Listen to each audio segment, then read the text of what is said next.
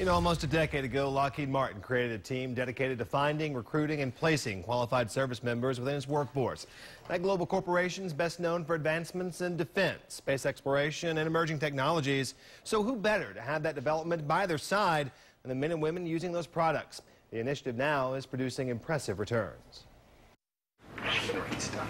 One of those servicemen who's taken advantage of Lockheed Martin's program is retired naval officer and current reservist Sean Ponder. I joined because I came from a family where pretty much all the men in my family had served in the military. After attending the Naval Academy and serving on board a submarine from 2002 to 2006, Ponder began looking for a way to tie his military experience into the private sector.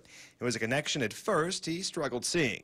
I wasn't sure how, initially, how my skills and my experiences learned in the military, how they would transition to the outside world, to the civilian world, and how they would be received. Through a series of connections, Ponder found his way to the Maryland-based contractor where he was hired a short time after leaving service, in large part to the military recruitment program and the team managed by Terry Matzkin. That's the way it should be. We owe these people a lot. They've served our country, and they have a lot to offer when they come back. So, not to mention the fact that they've contributed to our excellence over the years. In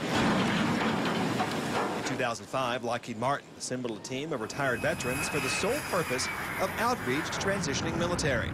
They attend more than 200 recruitment events annually and hold online chats with service members and review each resume with the goal of placing returning veterans into the corporation's workforce of 113,000. Our employee population tends to consist of at least 25% veterans and more.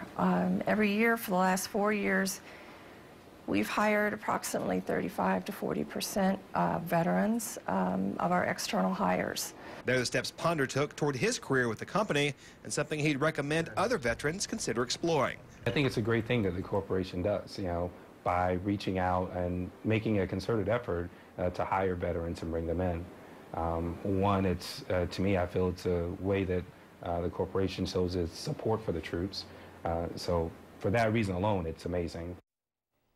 Lockheed Martin also hosts a monthly Wounded Warrior virtual chat. This allows the company to interact with veterans facing combat-related injuries or illness and also market their skills toward the managers and also their fellow recruiters.